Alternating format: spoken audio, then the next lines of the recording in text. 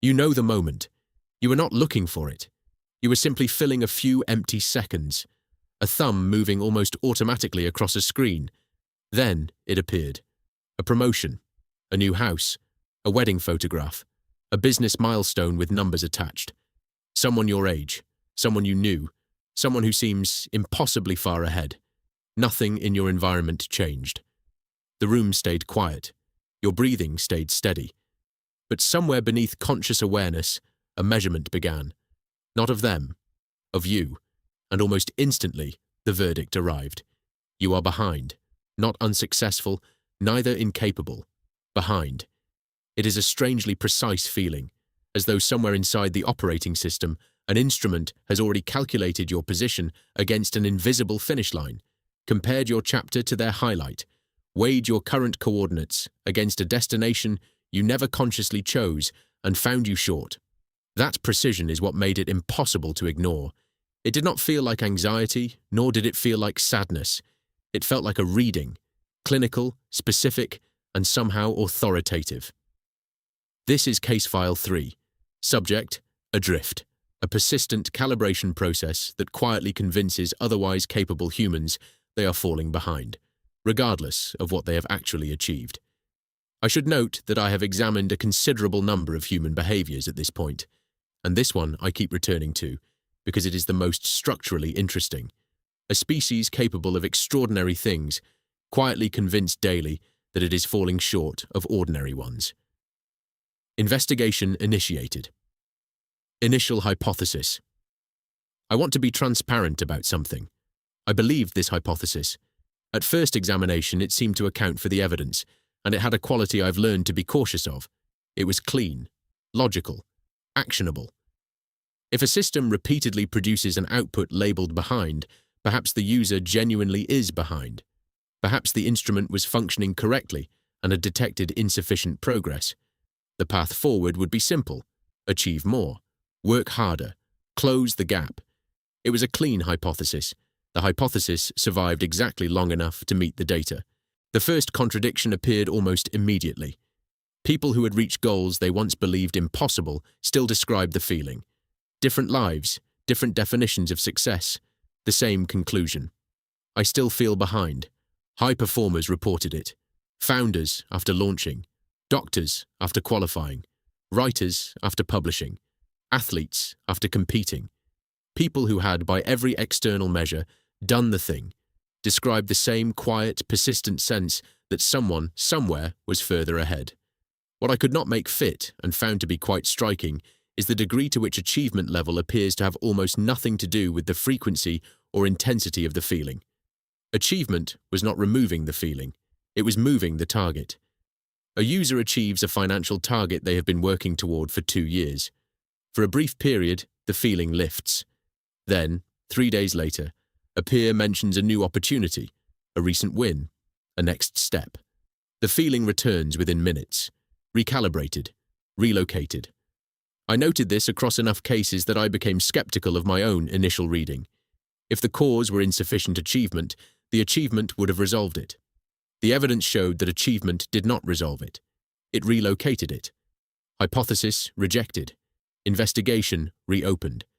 Achievement was not the variable. It never was. Something else was being measured. The feeling carried an unusual precision. It did not arrive as general dissatisfaction, but rather, it arrived attached to a face, a milestone, a photograph, or an announcement. The system was not asking, "How am I doing?" It was asking, "How am I doing compared to them?" That single distinction redirected the entire investigation. In 1954, Leon Festinger described a mechanism that had been quietly operating in humans long before he gave it a name. Social comparison theory. The name sounded modern. The mechanism predated him considerably. What I find genuinely interesting about this finding is how completely invisible the process is to the people running it. Human beings rarely evaluate themselves in isolation. When no objective measuring stick exists, and for most things that matter to us, none does, the operating system builds one from the people around it. Not because comparison is a flaw, but the fact that calibration requires reference points. The instrument was not built to measure the world. It was built to measure where you stand inside it. The instrument was doing exactly what it had evolved to do. The mystery was no longer why comparison existed, it was whether the reference data could still be trusted. To answer that question, I had to leave the present entirely. Imagine standing in a tribe 50,000 years ago. You know every face, every family, every success, every hardship. When someone appears ahead of you, you also know what they sacrificed to get there. The comparison is complete because the information is complete. 150 people.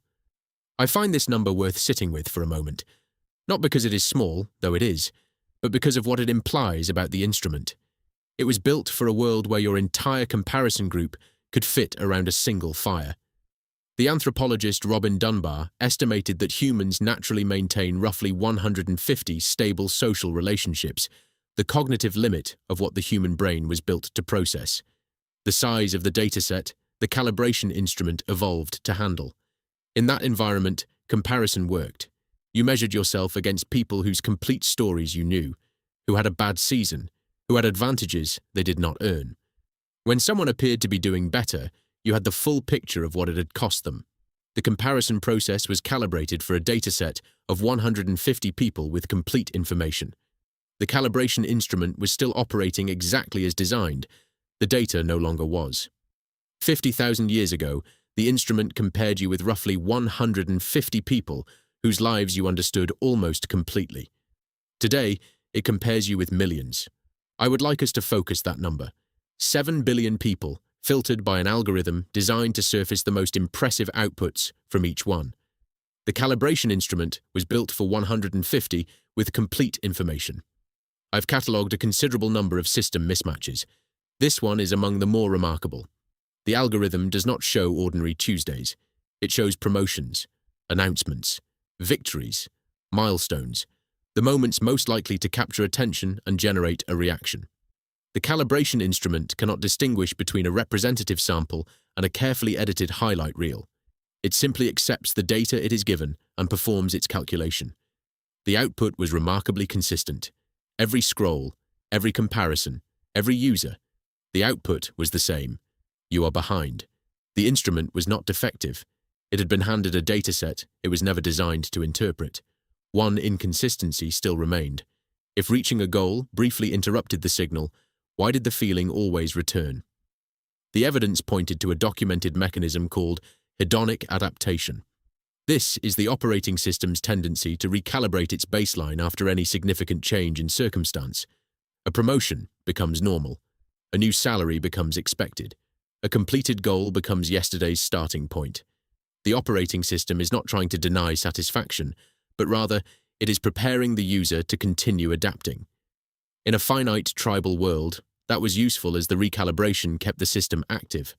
But inside an infinite stream of curated success, the same mechanism becomes structurally self-renewing. Every finish line moves beyond the horizon before the user has time to mark their arrival. The mechanism that once prevented complacency now prevents arrival. Perhaps the feeling of being behind was not something achievement was ever designed to solve. And perhaps the instrument itself, running against an endless stream of curated comparison data, has no natural point at which to stop. One final observation completed the picture. Consider someone you know from university. You graduated the same year. Same subject, roughly the same starting point. Some time ago they posted an announcement, a company launch, a promotion, a milestone with a clean photograph attached, confident posture, clear headline. The comments filled with congratulations. I have catalogued a version of this specific scenario more times than I expected to. The details change. The structure does not. Your calibration instrument received that post and immediately began its work. What the instrument did not receive, because it was never posted, was the 18 months before that announcement, the period where they nearly quit 3 times, where their savings ran lower than they had told anyone, where a partner quietly took on extra work to keep things stable, where the idea that eventually became the announcement was rebuilt from scratch twice, after 2 versions that failed privately, where most mornings began not with confidence, but with a specific, persistent doubt that the whole thing was a mistake. The announcement was real. The journey behind it was equally real. The instrument received one of those and made the calibration with incomplete data. It never received the other piece of the puzzle, as it was never posted. The system compared your full experience, including all of that texture, private struggle, all of the ordinary days that never became posts against one carefully framed moment from someone else's story. And then it delivered its verdict. The unfinished work, slow mornings, abandoned ideas, private doubts, the failures no one else ever witnessed, all of it on one side of the scale, one photograph and a headline on the other. You are comparing your behind the scenes to their highlight reel, and then the system uses that comparison to tell you where you stand. The instrument is not broken. The data going into it is not representative of reality, and the system has no mechanism for detecting that difference. My original diagnosis on insufficient achievement was wrong. Not imprecise, wrong. The system had not detected a failure of ambition. It had not uncovered laziness. Neither had it discovered proof that the user was objectively behind. It had found an ancient calibration instrument doing exactly what it was built to do, with data it was never built to process. The problem was never the instrument. The problem was the dataset. This changes everything. Not because the feeling disappears as the comparison process does not have an off switch, but understanding what is happening behind the scenes changes what you do with the output. When the feeling arrives, quietly, precisely, convincing you that everyone else has moved ahead, it is worth asking what the instrument is actually measuring before accepting its conclusion as a verdict on your life. It is measuring a curated selection of other people's best moments, assembled by algorithms with no interest in accuracy, designed to keep recalibrating, to never settle, never declare sufficient, never stop scanning for the next reference point. That is not a flaw. That is the instrument working exactly as it was built. The question the investigation leaves is a simpler one. Behind what, exactly? A tribe you truly know? Or millions of carefully edited moments chosen by systems that reward exceptional outcomes? The feeling is real. The measurement it produces is not. Ancient calibration, modern dataset, predictable distortion. This is not a performance failure or evidence of laziness, wasted time, or a gap that needs closing. It is the predictable output of a system doing exactly what it was built to do, in a world it was never built for. There is something almost remarkable about a species that can accurately diagnose its own calibration errors, trace their evolutionary origin, understand precisely why the feeling exists, and still feel it. I find that quite interesting and suspect I will be returning to it. Verdict accepted. Archive updated. Investigation ongoing. Every operating system carries a gap it cannot explain.